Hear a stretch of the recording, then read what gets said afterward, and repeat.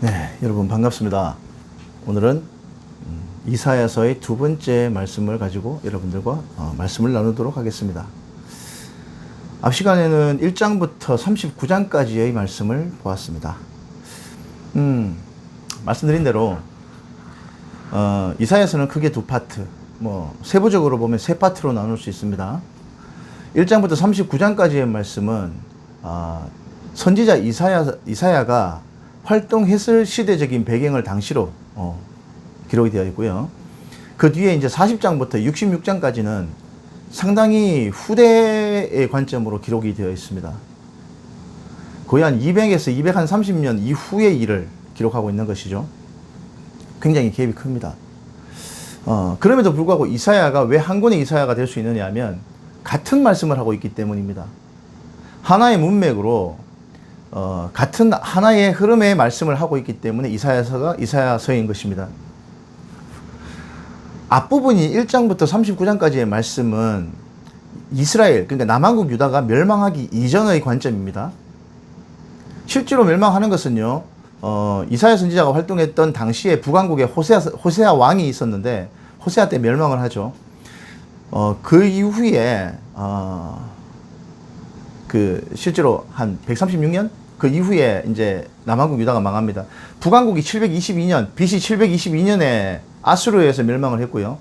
남한국 유다는 한참 후대인 BC 586년에 바벨론에 의해서 멸망을 합니다. 상당히 긴 시간의 갭이 있습니다. 그래서 39장과 우리가 오늘부터 공부할 40장부터의 내용에는 상당히 큰 시간적인 격차가 있다는 것을 염두에 두고 말씀을 읽으시면 좋습니다. 왜 이 이야기를 굉장히 비중 있게 서두에 말씀을 드리느냐 하면 1장부터 39장까지 말씀의 기조는요, 너희들 이렇게 하면 큰일 난다. 하나님과 레위기라는 언약을 맺었지 않느냐. 그럼에도 불구하고 너희들이 이렇게 언약을 지키지 않으면 하나님께서 약속하신 진노가 곧 임박하게 떨어진다. 그러니 빨리 뉘우치고 돌아와라라는 얘기에 관점이 맞춰 있습니다. 하나님께서 그 많은 선지자들을 보내시고 그 많은 메시지를 주셨음에도 불구하고 사람들은 귓등으로도 듣지 않았어요. 그때의 형태와 그때의 상태가 바로 1장부터 39장까지의 말씀이었다면 지금 오늘부터 이어지는 40장부터 뒤로 이어지는 내용은요, 상당히 많은 시간이 지나서 실제로 40장부터 보면 이 40장의 첫 말씀은 위로하라라는 얘기부터 나옵니다. 이것은요, 바벨론 포로의 70년 포로 생활이 끝나고 포로 생활 끝 말미의 시점을 기준으로 하고 있습니다. 다시 말해서 이스라엘 백성의 못된 습관에 대한 징계를 혹독하게 받고 난 다음 시점이라는 얘기죠. 벌을 다 받고 난 다음 시점이라는 얘기입니다. 그러니까 완전히 관점이 달라지는 겁니다. 왜 갑자기 39장까지는 이렇게 하면 너희들 다 죽는다라고 하나님께서 호통을 치셨다가 40장 되니까 갑자기 위로하랍니다. 이 무슨 말인가? 자, 우리가 왜 40장부터 이어지는 말씀이 상당히 후대에, 그리고 이제 멸망하고 상당히 후대에 기록됐다는 라고 말씀을 드리느냐 하는 근거에 대해서 오늘 제가 설명드리는 이 설명의 말미에 그 근거 성경 구절들을 좀 안내를 하면서 상세한 설명을 드리도록 하겠습니다. 이사야 선지자는 정말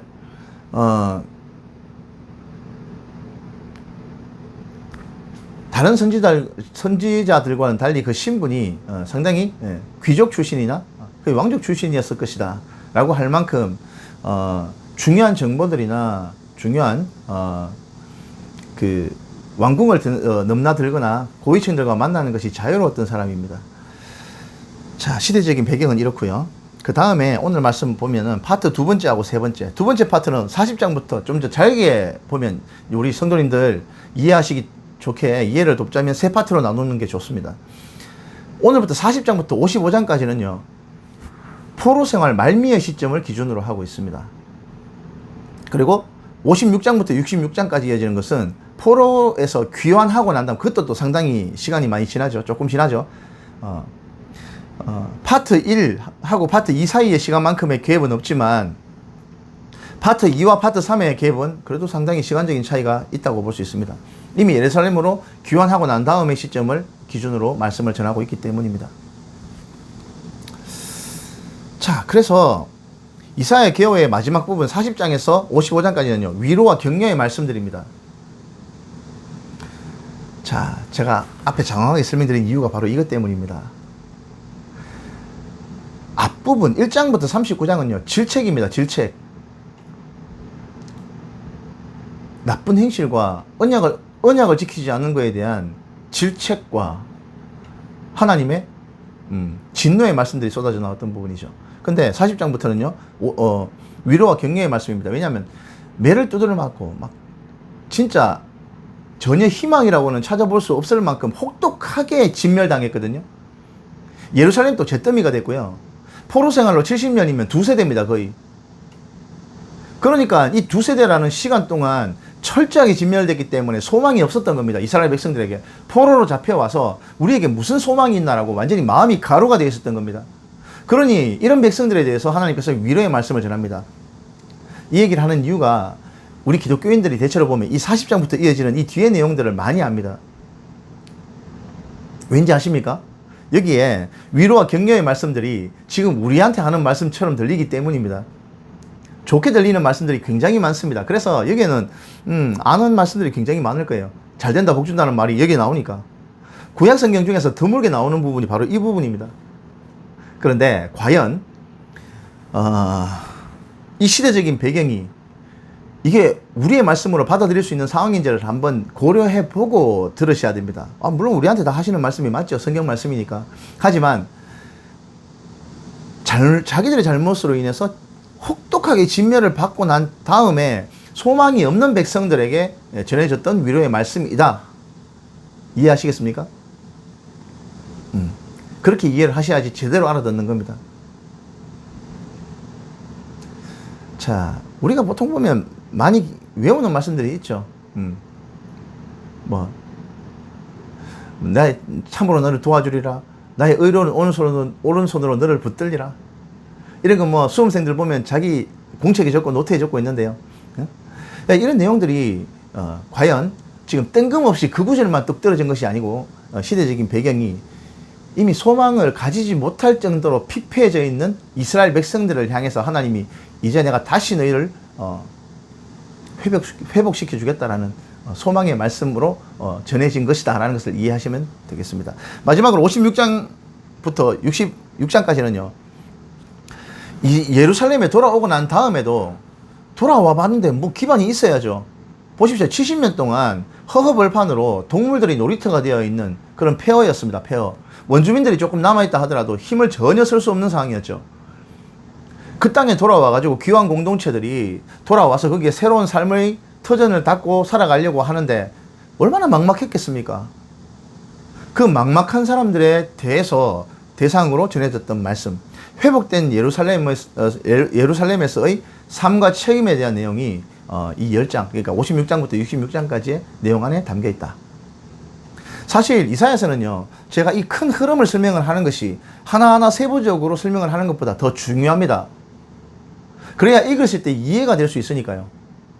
여기 좋은 말씀들 되게 많이 나옵니다. 지금부터 이미 읽으셨죠? 이 시점에서는 거의 다 읽어 가시겠다, 그죠? 읽어보니까 위로의 말씀들 많이 나오죠? 그 말씀의 시대적인 배경이 이렇다라는 것을 이해하시면 좋겠습니다. 자, 선지서의 패턴은 마찬가지죠. 책망, 권면, 위로, 소망. 이 패턴으로 계속 돌아간다. 선지서가 지금 한참 진행 중이기 때문입니다. 예레미야서, 그리고 에스겔서, 다니엘서 이런 부분을 우리가 같이 보면서 이해할 수 있습니다. 사실은요, 오늘부터 보고 있는 이 파트, 두 번째 파트, 1장부터 39장까지가 1파트, 그리고 그 뒤에 40장부터 이어지는 파트가 2파트라면 39장과 40장 사이에는요, 여기 성경에 나오는 상당히 몇 권의 선지서가 들어가야 됩니다. 예레미야서도 들어가야 되고요.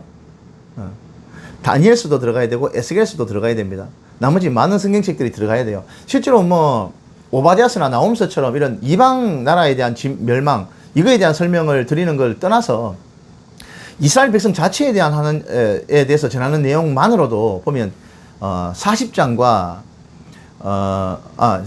40장 사이에 이 긴 시간의 괴리 속에 들어가야 될 것은 다니엘서 같은 걸 봐야지 이해가 됩니다. 왜냐하면 40장부터 이어지는 내용에 보면 우상은 아무것도 아닌 줄 너희들이 알았지? 우상은 아무것도 아닌 줄 너희들이 알겠지? 라는 내용으로 계속 이제 너희들이 이해했지? 라는 내용을 계속 반복해서 말씀을 하십니다. 그 나무 조각에 조각을 해놓고 너희가 신상을 만들고 거기다가 엎드려 절하는 것이 얼마나 흠망한 일인 줄 이제 알았지? 라는 얘기죠. 근데 다니엘서는 뭐냐면 실제로 그것을 실천적으로 거부하는 내용이 나와요. 다니엘과 세 친구 사드락 메삭 아벳느고가 왕의 진미를 거부하고 구별된 음식으로 자기의 정결함을 지켰던 부분, 그리고 큰 바벨론 왕의 신상에다가 절을 하지 않아서 진짜 뭐 풀무불에 들어가고 막 사자굴에 들어가고 이런 일이 있었지 않습니까? 자, 그런 과정을 통해서 우상은 아무것도 아니다라는 것을 이스라엘 백성들이 70년 바벨론 포로 생활 동안 공부를 하는 거죠. 그 못된 버릇을 고치기 위해서 하나님께서 바벨론이라는 나라를 일으키셨고, 그 70년이라는 시간 동안 우상은 아무것도 아니다라는 것을 이스라엘 백성들 뼛속까지 깊이 심어놨습니다. 자, 여러분, 이스라엘 백성은요, 이 바벨론 70년 포로 생활 이후에, 돌아온 이후에 현재 2021년도 현재를 살아가는 지금 이 순간까지 우상 숭배는 없습니다. 이 바벨론 포로 생활을 끝으로 이스라엘에 우상 숭배는 없습니다. 그만큼 철저하게 교육을 받고 돌아왔다라는 얘기입니다. 아시겠죠? 자, 내용을 들여다 보기 이전에 전체적인 흐름에 대해서 이해를 돕는 것이 더 중요하기 때문에 제가 설명을 자세하게 드렸습니다. 에스겔서도 봐야 되고 다니엘서도 봐야 되는데, 왜 그러면 중간에 39장까지 보고 예레미야서 보고 에스겔서 보고 다니엘서도 보고 이렇게 흘러가야 되는 것이 맞지 않느냐 하는데, 예, 순서상은 그게 맞아요. 하지만 왜 이사야서를 처음부터 끝까지 다 보고 넘어가려고 하냐면 전체적인 맥락의 말씀이 일맥상통하기 때문입니다. 다 봐놓고 봐도 무리는 없다라는 얘기죠. 자, 먼저 한 장씩 간략하게 보겠습니다. 워낙 긴 이야기다 보니까 여러분들 제 강의를 오래 듣는 것도 상당히 피로함을 줄 겁니다. 그죠? 그래서 제가 여러분들이 읽으시는데 도움이 될 수 있을 정도의 포인트만 짚어드리겠습니다. 먼저 40장부터 55장까지의 시대적인 배경 제가 말씀드렸죠? 바벨론 포로 생활 말미입니다. 이거는 아직도 포로 중이에요. 하지만 70년 동안 혹독하게 그 포로 생활을 겪으면서 반드시 배우고 익혀야 될 학습을 다 한 상태였단 말입니다. 거의 끝이란 말이죠. 자, 그래서 하나님께서 첫 번 말씀을 하시는 부분이 나옵니다. 40장 1절에서 2절 말씀 보겠습니다. 너희의 하나님이 이르시되 너희는 위로하라. 내 백성을 위로하라. 너희는 예루살렘의 마음에 닿도록 말하며 그것에게 외치라. 그 노역의 때가 끝났고 그 죄악이 사함을 받았느니라. 그의 모든 죄로 말미암아 여호와의 손에서 벌을 배나 받았느니라. 배나 받았느니라 할지니라 하시니라. 그죠? 배나 받았답니다. 혹독한 노역의 시대가 끝났답니다. 근데 아직 끝난 건 아니고요. 거의 이제 마지막 단계의 말씀을 하시기 때문에 이제 내가 끝내주겠다라는 얘기를 끝말미에 하시는 부분입니다. 이해가 되시죠? 굉장히 긴 시간의 갭이 있습니다. 자, 이렇게 40장에는 위로의 말씀이 쭉 이어집니다. 위로하라, 위로하라. 내 백성을 위로하라. 자, 그렇게 40장은 나옵니다. 자, 41장은요, 새로운 시대가 도래하고 있다. 라는 말씀이죠. 새로운 시대가 도래하고 있다. 하나님께서 이스라엘 백성들에게 준 보증에 대한 이야기로 이 41장은 진행됩니다.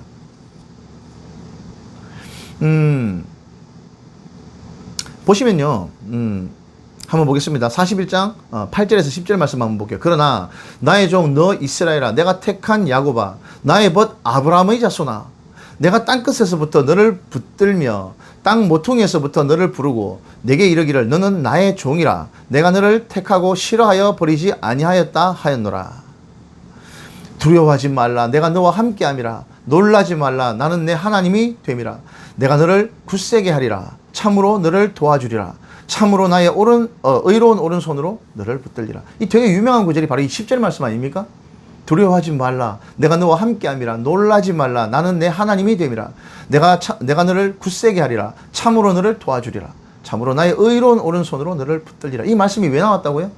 바벨론 포로 생활을 통해서 혹독하게 자기들의 잘못을 징계를 받고 희망이 없어서 완전히 땅에 마음이 거름이 되어 있는 이스라엘 백성들에게 이제 내가 다시 일으켜 줄 터이니 일어나라. 내가 너와 함께 하겠다. 두려워하지 말라. 미래가 없다고 낙심하지 마라. 이 어려움 좀 겪었다고 해서 너희가 끝난 것이 아니다. 내가 너를 굳세게 하겠다. 내 의로운 오른손으로 너를 붙들어 주겠다라는 얘기를 하시는 겁니다. 왜 그렇습니까? 희망을 가지지 못하고 있었기 때문에 이제 우리는 끝났다. 우리 이제 다 끝났다. 라고 생각을 했기 때문에 여러분 지금 코로나 때문에 힘들어서 더 이상 희망이 없어 보이는 분 계십니까? 참으로 하나님의 의로운 오른손이 이 강의를 들으시는 여러분들과 여러분들의 가정에 함께 하시기를 주님의 이름으로 축원합니다. 희망이 없기는 왜 없습니까? 이 뒤에 나오는 말씀이 있어요. 여호와를 의지하는 자는 수치를 당하지 아니하리라. 여호와를 의지하는 자는, 나를 의지하는 자는 수치를 당하지 아니하리라 라고 말씀을 하셨습니다. 그 말씀은요, 낙심해서 더 이상 일어날 기력이 없는 사람들에게 했던 말씀이었어요. 자, 41장의 말씀을 이렇게 보도록 하겠습니다. 42장은요, 여호와의 종을 소개합니다. 여호와의 종을 소개하는 장면이 나옵니다. 익숙한 장면이니까. 그리고 43장 보겠습니다. 너희는 나의 증인이다 라는 말씀입니다. 증인이 뭡니까? 증인이 똑똑해야 됩니까? 증인이 배운 게 많아야 됩니까? 아니면 뭐 체력적으로 운동도 잘하고 되게 스펙이 좋아야 됩니까? 아니에요. 증인은 사실을 목격하거나 사실을 체험한 사람만 할 수 있습니다. 이거는 똑똑하거나 막 진짜로 능력이 대단해야 될 필요가 없는 거예요. 교통사고를 나는 것을 목격했다면 그 사람이 박사든 뭐 아니면 운동선수든 그럴 필요가 없는 거예요. 그냥 본 사람이 증인인 겁니다. 자, 너희는 나의 증인이다라는 말은요, 우상은 아무것도 아니지? 겪어보니까 우상이 아무것도 아니지? 라는 말씀을 하는 겁니다. 여러분, 우리가 이걸 겪어봐야지 또 알 수 있는 겁니까? 우상이 아무것도 아니라는 것을 70년 동안 우리 주변 나라에 우리가 포로로 끌려가서 70년 동안 노역을 해야지 우리가 알 수 있을까요? 그래야 된다면 너무나 불행한 사건입니다. 그거는요. 이미 이스라엘 백성들이 다 겪어놓은 사건이에요. 우리는 이것을 성경 말씀을 통해서 믿고 받아들여야 되는 것입니다. 그것이 지혜로운 방법이죠. 이걸 지금 또 겪고 알 겁니까? 그럴 수 없습니다. 그죠? 너희는 나의 증인이다 라는 말씀을 계속 쭉 주시는데요. 보겠습니다. 43장 1절입니다. 야곱아, 너를 창조하신 여호와께서 지금 말씀하시느니라. 이스라엘아, 너를 지으신 이가 말씀하시느니라. 너는 두려워하지 말라. 내가 너를 구속하였고 내가 너를 지명하여 불렀나니 너는 내 것이라. 그렇죠? 그리고 보겠습니다. 10절에서 11절 말씀입니다. 나 여호와가 말하노라. 너희는 나의 증인 나의 종으로 택함을 입었나니 이는 너희가 나를 알고 믿으며 내가 그인 줄 깨닫게 하려 함이라. 나의 전에 지음을 받은 신이 없었느니라. 너희 후에도 없으리라. 곧 나는 여호와라. 나 외에 구원자가 없느니라. 하나님께서는요, 뒤에 이런 말씀을 하세요. 너희가 좋은 나무가 있으면 그거 가가지고 우상을 만들고 단을 쌓고 그 우상에게 떡을 굽고 그렇게 우상 숭배를 했나? 야, 그 나무 그거 숨도 못 쉬고 지를 구원하지도 못하는 그런 신들을 너희가 직접 깎아가지고 거기에 절을 하고 우상 숭배를 했다고? 그게 얼마나 허무한 일인지 아느냐? 후대에 사도 바울이 얘기했죠. 그 큰 대도시에 가가지고 우상이 도시 한가운데 30m짜리가 있어요. 아르테미스 신전이 있는.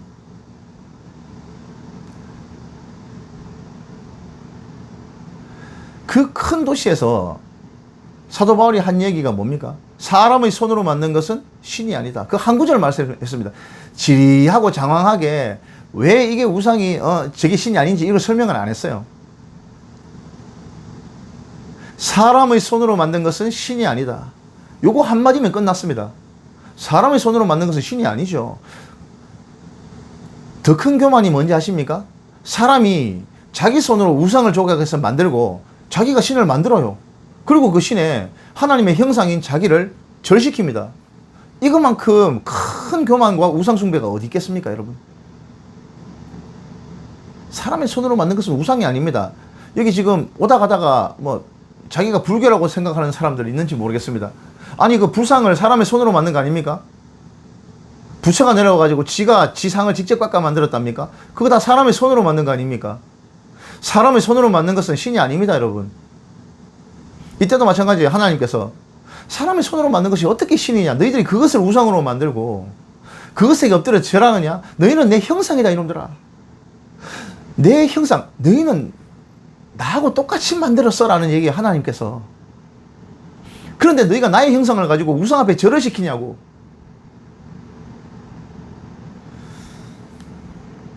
(70년) 포로 생활 동안 이스라엘 백성은 혹독한 징계를 받았습니다.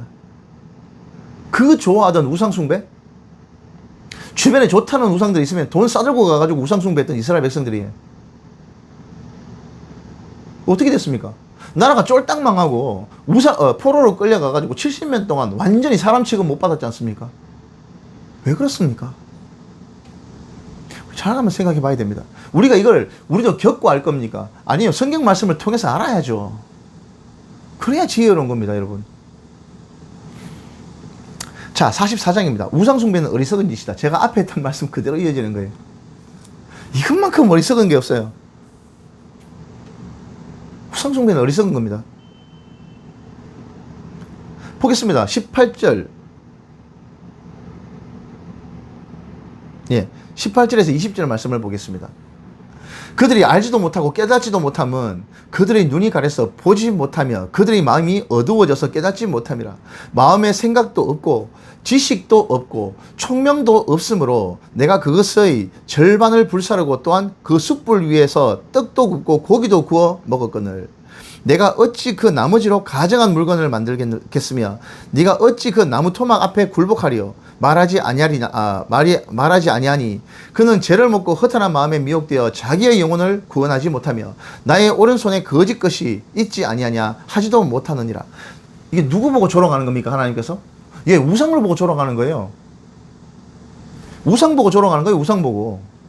그들이 알지도 못하고 깨닫지도 못하면 그들의 눈이 가려서 보지 못하고 그들의 마음이 어두워져서 깨닫지 못함이라. 너 총명도 없고 지식도 없는 그 우상을 내가 절반을 쪼개가지고 불쏘시개로 삼아가지고 떡도 구워 먹고 그걸로 내가 반은 남겨놨다. 이걸 보고서도 너희가 이거를 또 깎아가지고 우상으로 만들어가지고 그 앞에 절하고 앉아있느냐. 이 정말 어리석은 일이다라는 얘기죠. 근데 지금은 뭐 우리가 우상을 만들어놨는 형상 앞에 우상 숭배를 하는 것만 가지고 얘기를 하는 것 같은데 우리가 재물을 쫓는 것도 우상 숭배를 합니다. 단순히 먹고 살고 우리의 가정을 유지하고 자녀들을 보필하고 하는 것 이상으로 재물을 쫓는 것 자체가 우상 숭배입니다. 우리에게 많은 우상 숭배의 방법이 있습니다.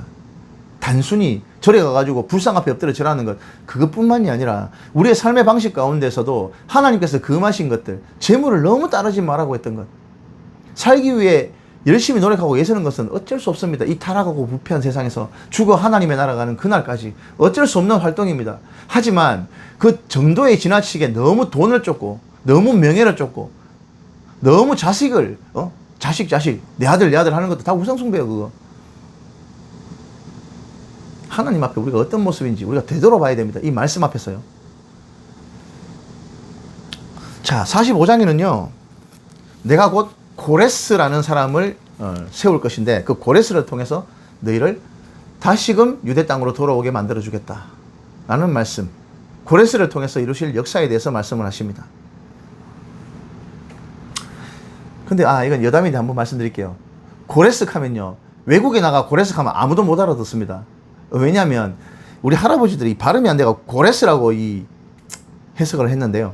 저도 세계 역사를 너무 좋아해서 공부를 해보면요. 고레스라는 말은 어디에도 안 나옵니다. 고레스가 아니고요. 키루스라는 이름으로 세계 역사책이나 세계 역사에 가면 전부 다 키루스입니다. 키루스. 이 키루스의 어머니가 키노입니다. 키노. 그래서 키노의 아들 키루스 이렇게 된 겁니다. 페르시아를 세웠던 황제 키루스. 근데 뭐 우리는 고레스라고 하니까 고레스라고 우리가 익숙하니까 그렇게 말씀을 하겠습니다. 고레스를 통해서 고레스라는 사람을 통해서 고레스 칙령에 의해서 이스라엘 백성들이 포로 생활을 끝내고 돌아오지 않습니까? 이 고레스가 바로 페르시아를 세운 진짜 대단한 사람이죠.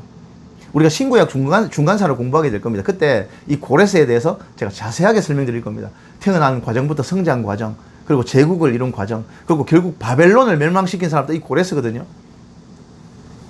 고레스에 대해서 제가 신구약 중간사 때 자세한 자료와 함께 설명을 드릴 수 있도록 하겠습니다. 이 모든 역사를 하나님께서, 물론 역사의 주관은 사람에게 맡겨주셨고 때로는 마귀가 그 중간에 간섭을 하는 일이 있습니다. 모든 세상의 주관을 하나님께서 직접 하시는 건 아니니까 사람에게 맡겨주시고 통치자에게 맡겨주신 부분이 있죠. 그러니까 우리가 한 행위에 대해서 심판을 받을 수 있는 겁니다. 만약에 그 모든 주관을 하나님께서 하셨다면 하나님께서 어떻게 우리를 심판하실 수가 있겠습니까? 우리 가정의 주관은 누가 합니까? 가장이 하는 겁니다. 어머니가 다스리는 것이죠. 또 우리 시의 주관은 누가 합니까? 예, 시장에게 맡겨진 겁니다. 우리가 위임을 한 거니까요. 우리나라는 누가 주관하고 통치합니까? 대통령이 하는 겁니다. 그런 식으로 사람에게 위임된 것을 우리가 어떻게 활용하느냐가 결정이 되어 있는 것이죠.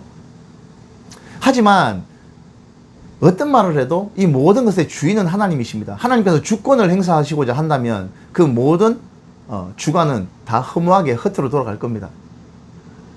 자, 45장 말씀은요, 하나님께서 이 모든 것이 돌아가는 것에 대한 주권을 행사하실 때가 있다라는 얘기예요. 주권을 행사하실 때. 맡겨놨더니만 세상이 엉망진창으로 돌아간다. 그러면 자간자간 스톱. 하나님께서 개입을 하시는 주권을 행사하실 때가 있다라는 얘기죠. 그 이야기가 45장의 내용에 쭉 이어집니다. 자, 요절 중에 요절을 하나 소개해 드릴까요? 네 시작은 미화가 있으나 네 나중은 창자, 이런 거 말고 진짜 요절 중에 요절, 45장 15절 말씀 한번 보겠습니다. 구원자 이스라엘의 하나님이여 진실로 주는 스스로 숨어 계시는 하나님이시니이다. 이게 요절 중에 요절이죠. 여러분, 하나 여쭤보겠습니다. 하나님은 어디에든 계시죠? 안 계시는 곳이 없으시죠? 맞습니까? 자, 그러면 하나 다시 여쭤볼게요. 하나님께서 어디에도 다 계시는 분이시라면 우리 눈에 하나님이 보인다면 우리가 어떻겠습니까? 지금 제가 촬영하는 순간에도 앞에서 하나님께서 딱 앉아 계세요. 화장실에 가도 앞에 하나님이 계시고, 친구들과 밥 먹고 수다 떨 때도 하나님이 옆에 계시고, 여러분들 손님하고 막 싸울 때도 옆에 하나님이 계시고,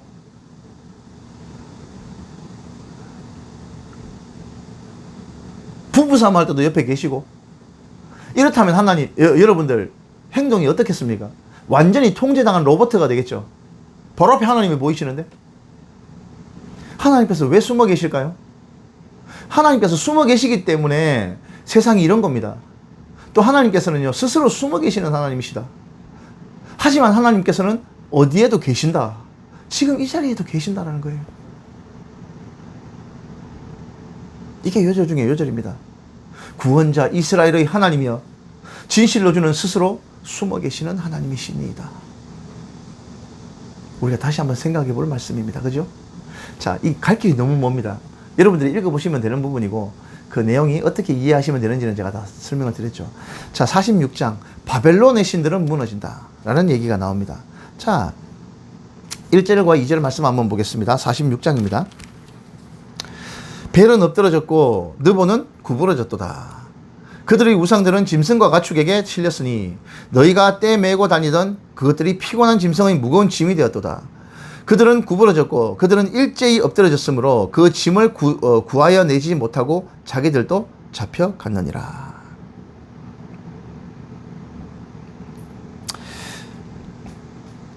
여러분, 1장에는 벨은 엎드러졌고 느보는 구부러졌도다. 벨은 뭐냐면요, 그 바벨론의 제일 대표적인 신 마르둑이라는 신을 벨이라고 합니다. 벨. 마르둑이라고 하는 신이 있거든요. 바벨론의 신입니다. 그리고 느보. 이 두 개의 바벨론의 제일 대표적인 신이 금으로도 만들어져 있고 막 이런데 이게 뭐라고 되어 있습니까? 그들이 우상의 짐승과 가축에게 실렸답니다. 실렸다는 얘기는 뭡니까? 땔감이나 장작 취급당하고 있다라는 얘기입니다. 짐승의 무거운 짐이 되었다. 하찮다는 거예요. 아무것도 아니라는 얘기예요. 우상이. 바벨론의 우상은 무너진다라는 얘기가 바로 46장에 이어지고 있습니다. 자, 47장 말씀 보겠습니다. 바벨론이여 이제 내려앉아라. 네 할 일 끝났다라는 얘기입니다. 바벨론의 역할은 뭐였습니까?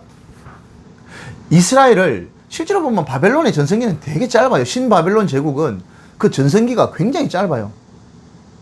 이스라엘을 점령시키고 멸망시키고 이스라엘이 포로에서 돌아오는 데까지가 그 역할이었던 것 같습니다. 진짜 70년, 80년밖에 안 돼요. 바벨론, 신바벨론 제국의 전성기가 그거밖에 안 돼요. 정말 이스라엘 백성이 교사 역할만 하고 딱 빠지는 겁니다. 역사에서. 하지만 강력하게 강한 임상을 주고 빠졌죠. 이것도 신구약 중간사 때 제가 상세하게 설명드리겠습니다. 이 따로 봐야 되니까. 바벨론이요. 이제 네 할 일 끝났으니까 이제 내려와라. 너무 교만했습니다. 또 바벨론이. 그것 좀 하나님께서 맡겨주셨더니만 그 칼자루를 쥐고 지 마음대로 너무 휘둘렀어요. 그러니까 됐다. 니 이제 그만 내려와라. 하나님께서 그렇게 명령하시면 내려앉아야 돼요. 쥐가 뭐라고. 그런데 바벨론은 그렇게 생각 안 했던 거예요. 지가 최고고 지가 하고 싶다면 누구도 막을 자가 없다고 생각을 했던 거예요. 이제 고마해라 라고 나온 거죠. 하나님께서. 바벨론이요 내려앉아라. 그게 이제 47장의 말씀이었습니다. 48장은요. 자 이제 은밀하고 비밀한 일을 내가 너희에게 보여주겠다 라는 말씀이 이어집니다. 48장 말씀입니다. 그게 이제 하나님께서 택하신 지도자 고레스를 세울 것이고 이 얘기가 쭉 이어지는 부분이 나오죠. 여러분들 읽어보셨으니까 아실 거 아닙니까? 그죠? 이게 바로 그 얘기입니다. 무너져서 잿더미가 되었던 이스라엘 백성들의 터전과 마음을 하나님께서 이렇게 세워주시고 위로를 주시는 겁니다. 아직까지는요. 포로 생활이 끝난 건 아닙니다. 포로 생활이 거의 다 겪어서 70년 말미에 이 말씀이 주어졌다는 것을 재차 말씀드립니다. 여러분. 네. 자 49장은요. 여호와의 종의 사명에 대한 내용입니다. 여호와의 종의 사명. 하나님의 종이라면 어떻게 해야 되는가? 그 사명에 대해서 쭉 나오는데 이방의 빛이 되어야 될 이스라엘의 역할에 대한 내용이 쭉 나오고 있습니다. 그리고 예루살렘이 회복될 것이다 라는 내용이 49장 내용에 쭉 이어지는 부분을 우리가 볼 수 있습니다. 그리고 50장에는요. 주께서 자기 백성들을 버리지 않으신다. 주께서는 자기 백성들을 버리지 않으신다라는 얘기죠. 이스라엘 백성들이 이렇게 탄식했어요. 하나님께서 이제 우리를 다 잊으셨는갑다. 그도 그럴 것이 70년 동안 포로 생활하면 우리는 일제시하에 몇 년 있었습니까? 35년, 36년 있었지 않습니까? 그런데도 불구하고 뭐 지금 또 일본 하면 치를 떨지 않습니까? 우리가. 그죠? 그런데 이 70년 70년 동안 포로 생활을 했으면요. 이미 마음이 가루가 됐어요. 그런데 하나님께서 나는 내 백성들을 버리지 않는다. 너희는 말하기를 하나님께서 우리를 잊으셨으며 우리를 버리셨다 하는도다. 그러나 내가 너에게 말하는데 어찌 여인이 그 젖먹이 자식을 버리며 그 태에서 난 자식을 잊을 수 있겠느냐. 혹시 그들은 잊을지 몰라도 나는 너희를 잊어버리지 않겠다라고 하나님께서 말씀을 주시는 위로의 말씀이 나오는 거예요. 어찌 엄마가 그 아이를 잊어버릴 수가 있습니까? 혹시라도 그 여자들은 그 아이를 잊어버릴지 모르겠지만 나는 너희를 잊어버리지 않겠다라는 말씀을, 위로의 말씀을 주시는 거예요. 자, 51장. 내 백성이여 내게 주의하라. 너희들 딴 데 자꾸 보지 말고 한눈 팔지 말고 나한테 주목해라. 내가 어떤 일을 할 것인지 내가 보여주겠다. 내가 말해줄 테니까 이런 일이 일어날 거니까 이런 일이 일어난다면 바로 내가 한 일이라는 것을 너희가 알아야 할 것이다 라는 겁니다. 이제 51장까지의 말씀이죠. 예루살렘에 대한 위로의 말씀. 내 백성이여 내게 주의하라. 내가 너에게 앞으로 어떻게 해줄지 한번 봐봐 라는 거예요. 예루살렘의 고난이 이제 끝났어. 내가 끝내줄 거야 라는 말씀이죠. 자 52장입니다. 시온이여 깰지어다. 시온이여 깰지어다. 이제 깨어나라. 70년이면 충분하다. 이제 일어나라. 이제 깨어나라. 자, 이런 말씀이 희망과 소망을 주시는 말씀이에요. 처참하게 무너진 생활과 삶의 터전과 이제 노예로 70년을 살았던 이 가루가 된 거름이 된 이 사람들의 마음 속에 하나님께서 한 줄기 빛과 같은 말씀을 주시는 거예요. 시온이여 깰지어다. 내가 예루살렘을 구원할 것이다. 그 내용입니다. 자 53장은요. 너무도 유명한 말씀이죠. 고난주간마다 나오는 말씀. 온 우주가 경천지동할 만한 말씀. 세상에 천지 창조주이신 하나님께서 종으로 오신답니다. 세상에.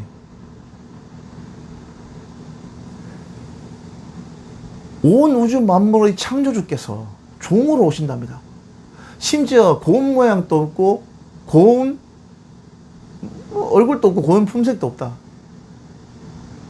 심지어 하나님께 징계를 받아서 하나님께 실어버림 될 만큼 징계를 받는데 이게 누구 때문이라고요? 범죄한 너희 때문이라고.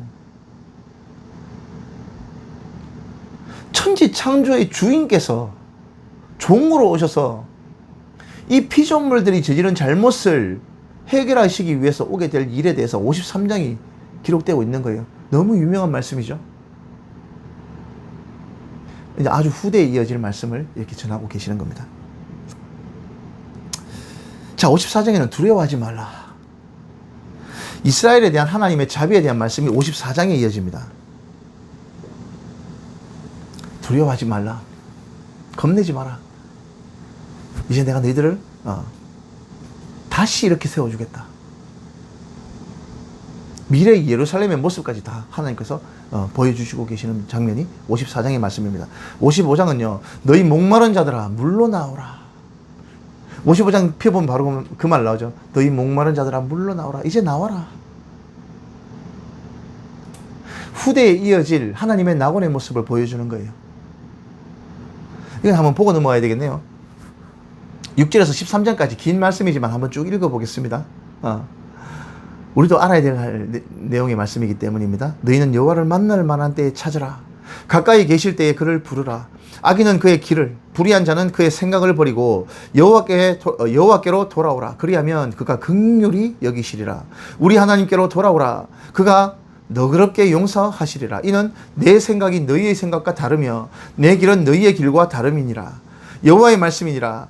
이는 하늘이 땅보다 높음같이 내 길은 너희의 길보다 높으며 내 생각은 너희의 생각보다 높음이니라.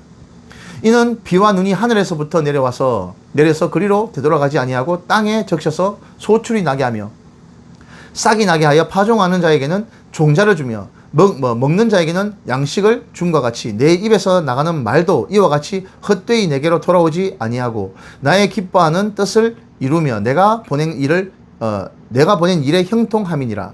너희는 기쁨으로 나아가며 평안히 인도함을 받을 것이요 산들과 언덕들이 너희 앞에서 노래를 바라고 들의 모든 나무가 손뼉을 칠 것이며 잣나무는 가시나무를 대신하여 나며 화석류는 찔레를 대신하여 날 것이라. 이것이 여호와의 기념이 되며 영영한 표징이 되어 끊어지지 아니하리라.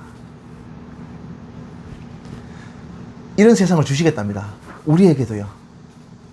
이런 소망의 말씀을 주시는 겁니다. 자, 이것이 두 번째 파트의 마지막 말씀이었어요.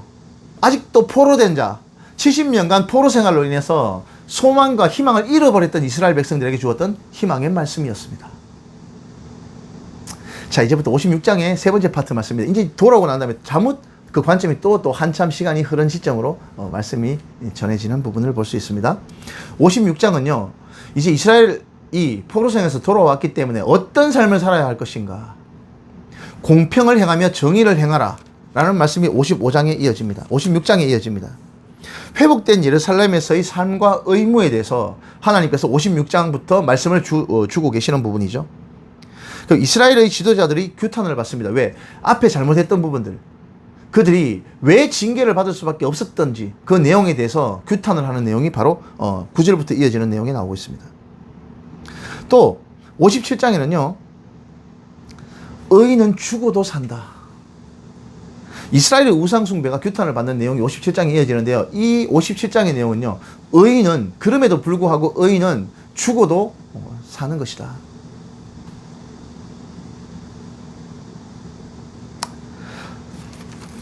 도우시고 고치시겠다라는 하나님의 약속의 말씀이 57장에 나옵니다. 허허벌판으로 돌아온 이스라엘 백성들. 이 허허벌판에서 진짜 뭘 해야 될지도 모를 막막함 앞에 맞닥뜨려져 있는 이스라엘 백성들. 이 백성들에게 주시는 말씀이죠. 58장은 야곱 집의 죄를 구하라 라는 내용이 나옵니다. 진정한 금식이 뭐냐? 진정한 금식이 뭐냐?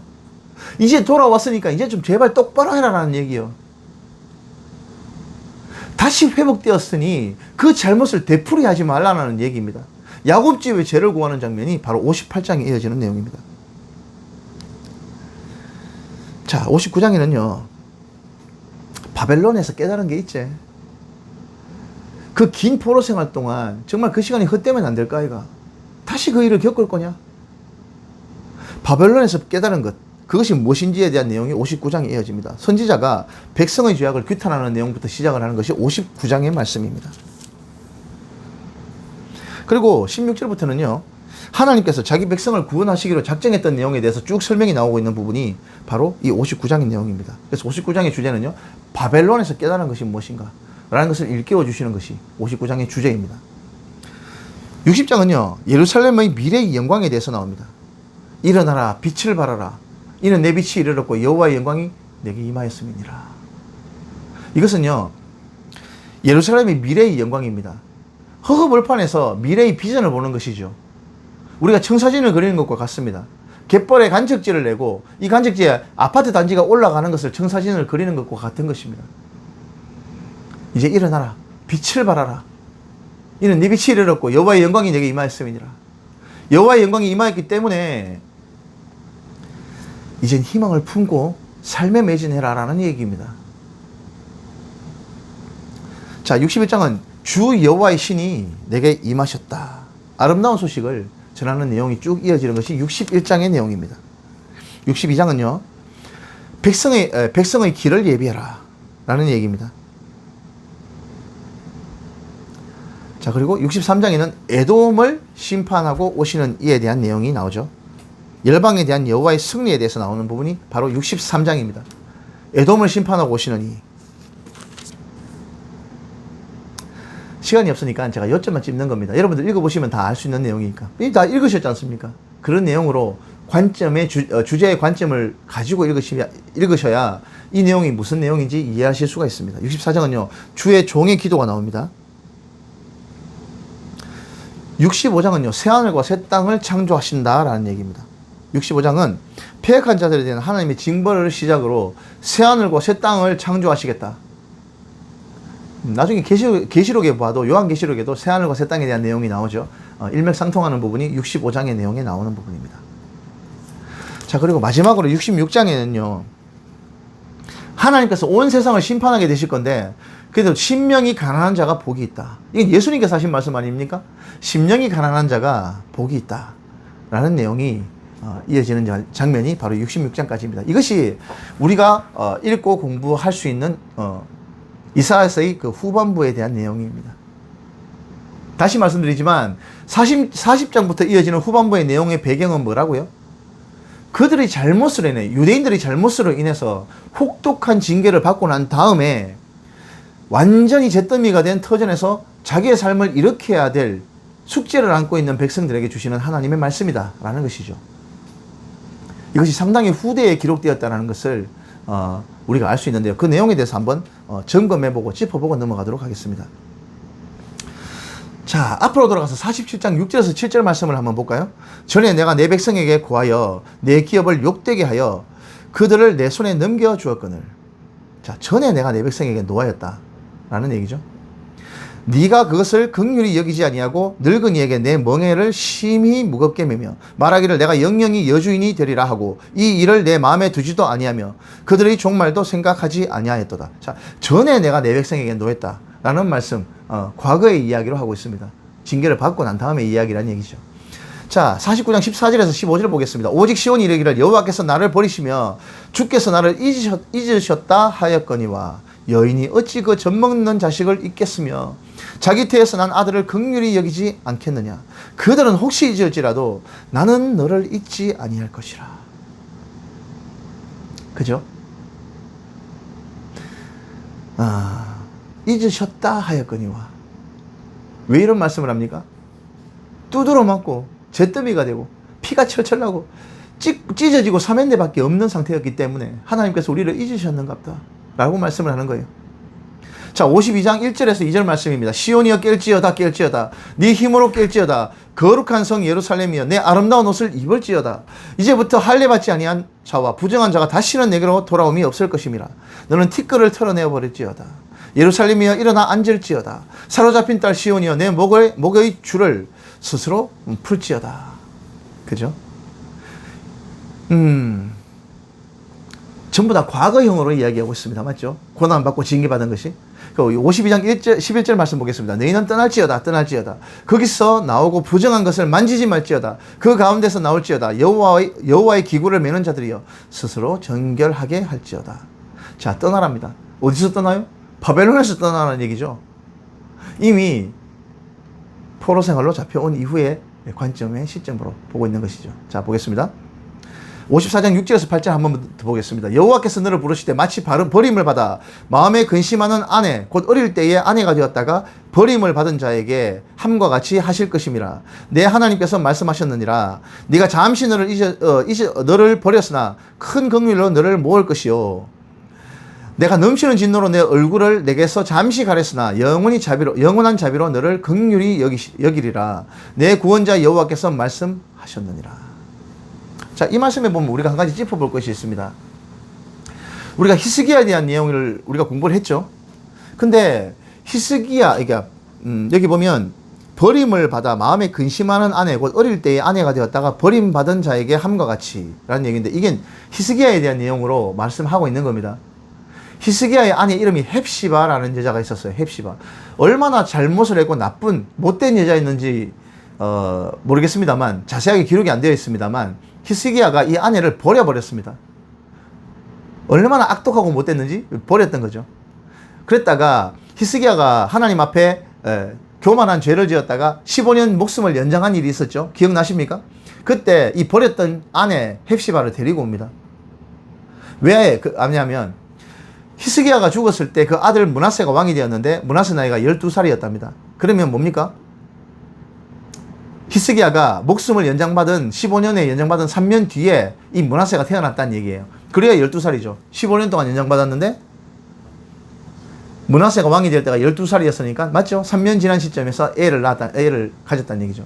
사실 히스기야는요 왕이었음에도 불구하고 후궁이나 첩을 두지 않았던 것 같아요. 자식이 없었던 것 같습니다. 다시 데리고 온 헵시바를 통해서 아들을 낳았는데 그게 므낫세, 그 괴물, 희대의 괴물이었던 거죠. 히스기야 같이 괜찮은 왕 밑에 어떻게 이런 희대의 괴물이 태어날까? 이 헵시바라는 여자가 얼마나 못된 여자였길래 하나님 히스기야가 입 쫓아 보내버렸을까? 그런데 참 이게 우리가 성경을 어디로 보는지 모르겠어요. 헵시바 중창단이 있어요. 들어보셨습니까? 여자 중창단, 헵시바 중창단. 물론 이름은 좋은 뜻입니다. 나의 사랑이 그녀에게 있다 라는 뜻이니까 얼마나 좋은 뜻입니까? 헵시바. 나의 사랑이 그녀에게 있다 이런 뜻이거든요. 근데 이 못된 여자가 돌아오고 난 다음에도 집어를 못 고쳤던 것 같아요. 므낫세 같은 희대의 괴물을 낳는 겁니다. 역사상 가장 악독한 왕. 심지어 하나님께서 모세와 사무엘이 한꺼번에 와서 내 앞에 엎드려도 내 이놈의 자식은 용서 못한다고 했을 만큼 희대의 개망나니가 태어난 거예요. 자, 이 내용을 하나님께서 버림받았다가 다시 근심하는 아내, 곧 어릴 때 아내가 되었다가 버림받은 아내를 다시 데려온 것처럼 회복시켜 줄 것이다 라는 내용을 과거형으로 말씀하는 내용이 나오죠.